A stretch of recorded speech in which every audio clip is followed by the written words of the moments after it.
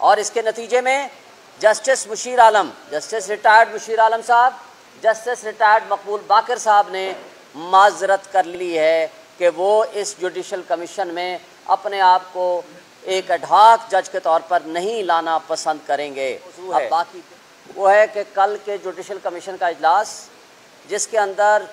मौजूदा chief justice काजी फाइसा साहब की रिकमेंडेशंस कि 4 मुअज़्ज़िज़ जज साहिबान को, रिटायर्ड जज साहिबान को सुप्रीम कोर्ट में जज मुकर्रर किया जाए, ये इंतहाई मुतनाज़ा,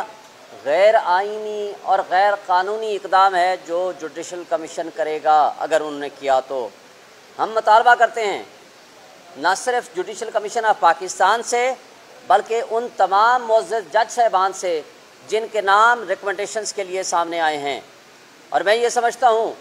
बल्कि मैं खिराज तहसीन पेश करता हूँ पाकिस्तान की तमाम बार काउंसिल्स को, पाकिस्तान की तमाम बार एसोसिएशंस को,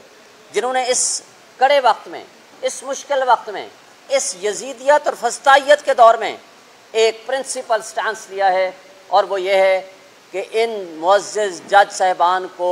रिफ्यूज़ कर देना चाहिए। और इसके नतीजे में जस्टिस मुशीर आलम, जस्टिस रिटायर्ड मुशीर आलम साहब, जस्टिस रिटायर्ड मकबूल बाकर साहब ने माजरत कर ली है कि वो इस जुडिशल कमीशन में अपने आप को एक एडहॉक जज के तौर पर नहीं लाना पसंद करेंगे। अब बाकी 2 मुअज़्ज़िज़ जज साहिबान रह गए हैं, उनसे भी हमारे सारी लीगल फर्टर्निटी जो इस वक्त यहाँ मौजूद है, इंक्लूडिंग ILF, पाकिस्तान की तमाम बार एसोसिएशंस और बार काउंसिल्स, जिन्होंने ये मुश्तरका तौर पर मुतालबा किया है कि वो इन 2 मुअज़्ज़िज़ जज साहिबान से भी रिक्वेस्ट की जाए कि वो रिक्यूज़ करें और रिफ्यूज़ करें अपने आप को, कि वो ओथ न लें, ना सिर्फ ओथ न लें, अपनी रजामंदी ज़ाहिर ना करें, ताकि जुडिशल कमीशन ऑफ पाकिस्तान कल उनको कंसीडर ना कर सके। इस हवाले से चंद जो हमारी गुजारिशात हैं, मैं मुख्तसर तरीन अल्फाज में अपनी बात रखना चाहूँगा आपके सामने, पूरी कौम के सामने। पहली बात तो ये है कि ये एक्शन अनकॉन्स्टिट्यूशनल है। जब मैं कहता हूँ ये गैर आइनी इक़दाम है, तो उसके पीछे क्या विज़डम है? वो आइन की आर्टिकल वो 182 है, जो ये कहता है कि जब सुप्रीम कोर्ट में वांट ऑफ कोरम हो, यानी कोरम की तकमील होना मकसद हो। यहाँ तो 17 जजेज़ हैं अकॉर्डिंग टू दी एक्ट, 17 जजेज़ के 17 जजेज़ इस वक्त काम कर रहे हैं, और उनकी रीसेंट अपॉइंटमेंट हुई है कि 2 हफ्ते पहले 3 मुअज़्ज़िज़ जज साहिबान की, 2 लाहौर हाई कोर्ट से और 1 chief justice Sindh high court के, वो यहाँ ओथ ले चुके हैं, उन्होंने अपने फंक्शनिंग शुरू कर दी है। तो लिहाजा ये मूव इस वक्त गैर आइनी भी है और गैर कानूनी भी है। इसके ऊपर दूसरा मेरा नुक्ता जो एतराज़ है वो ये है कि इस वक्त रीसेंट जजमेंट आई है, आपको पता है, और उस जजमेंट के ऊपर जो रिज़र्व सीट्स के मुताल्लिक है PTI के हक़ में,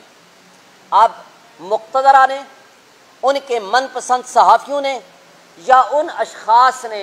जो इस्टेब्लिशमेंट के करीबी तरीन तस्वुर किए जाते हैं, उन्होंने शोशा छोड़ना शुरू कर दिया है कि ये जजमेंट इम्प्लीमेंट नहीं होगी। क्या पाकिस्तान में आइन नाम की कोई चीज़ है?